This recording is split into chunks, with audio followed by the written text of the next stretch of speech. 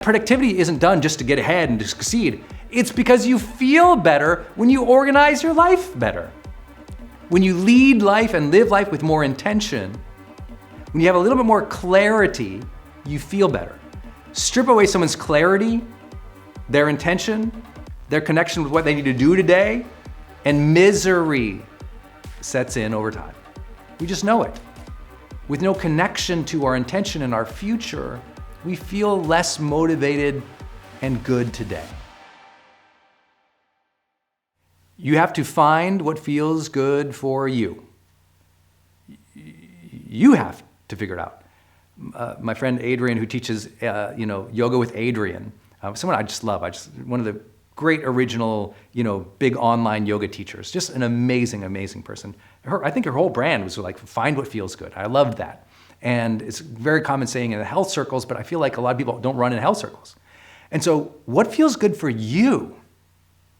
Like what feels good for you? Like genuinely feels good mentally, emotionally, physically, and spiritually. You need to journal about that. What feels good to me in my health practices? So I'll give you some of mine because I want to make these tactical as well. For me, what feels good for me personally, and it's not the same for everyone, what feels good for me, as an example, a calm, slow morning. I'm pretty dumb in the morning. I'm slow to rouse in the morning. I like to, kind of shuffle around the house, get a tea or a coffee. Yeah, I know you're like, you drink coffee now? I'm like, I do, usually half calf maybe, mostly decaf, but once in a while, I went on a trip to France and they had that espresso and oh my gosh, it ruined me. I think I went 36, 37 years of my life without any coffee. Anyway, but now it's the flavor. And it'll sit down with my book, a little piece of paper or my journal, and I like a slow morning. A slow morning is great for my mental health. That's for me, right? My wife is the opposite. She's incredible. By like 10 a.m., she has done more than most humans in a decade. I don't know how she does it. Shout out to Denise. Like one of the most amazing, she wakes up and a list of things download into her brain and she just starts going at them. It's unbelievable. Talk about a morning person. Me, my mom, the opposite. My dad, he was ready to get up and go to work because he was in the military all his life. Biologically, we all have different rhythms, don't we? Right? Some of those are conditioned and we create. Some of that's how we are. I think I conditioned my slow morning because I like it. What feels good to me is a slow morning. How simple is that? How controllable is that? Even if there's chaos and there's a lot going on, I can find my moments, which we'll talk about. I can find my moments to recalibrate and reset, even if it's hectic and crazy because there's people around the house or something's going on. Still, I got to make sure that morning finds those moments of calm and peace and intention for myself. Otherwise, it can really frazzle out a lot of the day. So that feels good to me. Also, what feels good for me is sleep.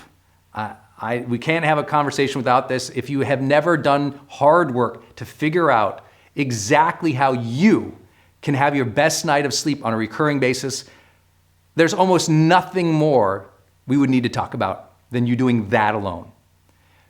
Sleeping 7 to 8 hours a night for all humans all around the world is vital. People always say, no, Brendon, you don't understand. I can do 6 hours a night. I'm like, yes, you can.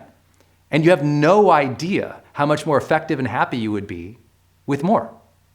But I can get away with this, or you don't understand this, or this thing's going on, or I just had the kids with it. I'm like, no, trust me, I understand. I've been doing this and teaching this for 20 years. I've had all the conversations. There's no surprise you're going to throw at me about sleep.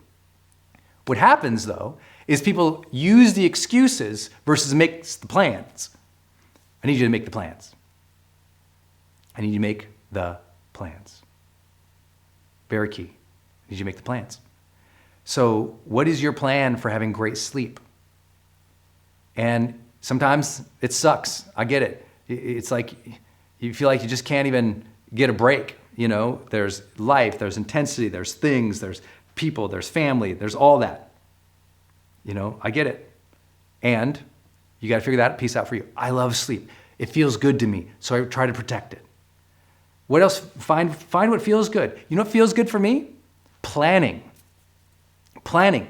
If you look at my growth day, my plan, it's full. It's filled out with plans and deadlines and reminders. If you look at next to my computer, there's all these checklists written down. And by the way, I don't naturally do that. I actually don't like planning. I love the mental and emotional effect of planning. Anyone follow that one? Yeah, you guys see, right? That's the difference maker for me. I don't like the act of sitting down and doing it. It's not like I find tons of joy in organizing my life. I just don't. I love the mental clarity, the peace, the progress that comes from making plans. Write down your goals, write down your deadlines, identify your projects, know who you need to reach out to, know who you're waiting on, know what your priorities are of the day. If you need any advice on this in Growth Day, remember, you can go to the Learn section, you can smash the Watch Past Events, and you can watch an entire month of training on productivity.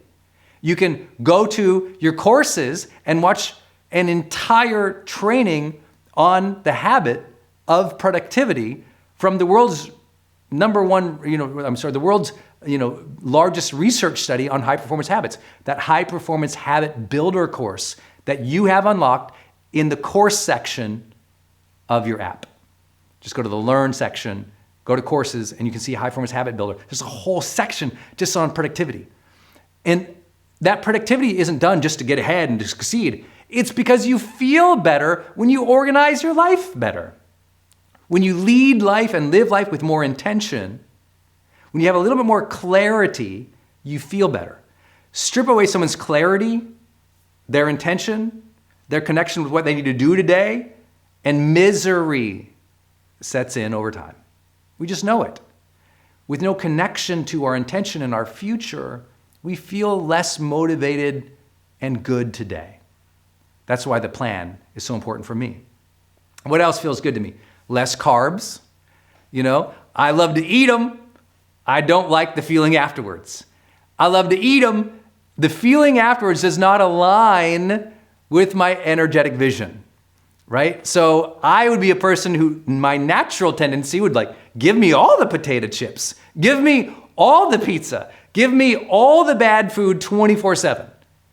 But the effect of it doesn't align with my energetic vision.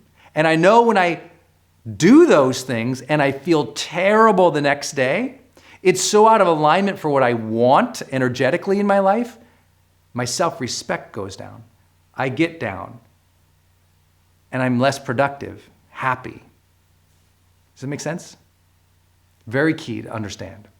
Very key to understand. That's for me. Again, I'm sharing you my things.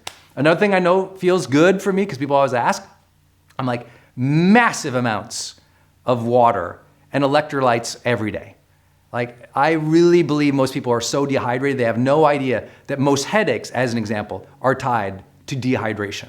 Most people have no idea that their physical stiffness and inflammation happens because they're not having enough water go through their body. A lot of people are so dehydrated and they're shocked when you just drink some more water and really? And they start doing that. This changed my life, oh my God. And now they have fancy little bottles all around the house and they carry them along with them, I think it's important that most people realize how critical hydration is to their lives. So I have to learn that.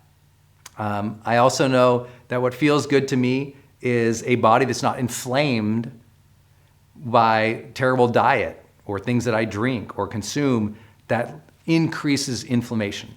As inflammation goes up, fatigue goes up. As inflammation goes up, weight goes up. As inflammation goes up, life expectancy goes down. You want to find one or two main culprits of dis-ease in our health, physically, inflammation. A high inflammation diet kills you sooner. So we have to figure out okay, we have to study what are the things that inflame my body. That's partially knowing what you might be allergic to, right? Your food allergies, as an example. But also just the basics of understanding certain things that you eat or consume tends to elevate your level of inflammation And if you don't know what those are, see a dietitian, a nutritionist, go read some books, watch some videos on YouTube about anti-inflammation diets. And you'll see it completely changes your life. It did for me. Another thing that works for me is supplementation. I take supplements every day that help me with focus and energy. And I do that, as many of you know, for my condition. I had a brain injury. And with a traumatic brain injury, it took a long time to heal from it. And I use supplementation to increase oxygenation, blood flow, and help me maintain the focus, maintain my energy mentally. And so that was important to me. You have to find out what's important to you. I had medical expertise supporting me in finding that. I didn't want to take a bunch of prescriptions. I just wanted to find out natural supplementations that could help me, and I did that. So I have a lot of adaptogenic herbs, as an example, to help me stay a little more focused and deal with stress. That supports me. You have to find out what supports you. I always tell people, if you haven't optimized your supplementation yet, you haven't even started the health journey. Say that again. If you haven't figured out how to optimize your supplementation, you haven't even started your health journey. Because you wouldn't know what to supplement with unless you explored your own diet, your nutrition, and your energetic goals.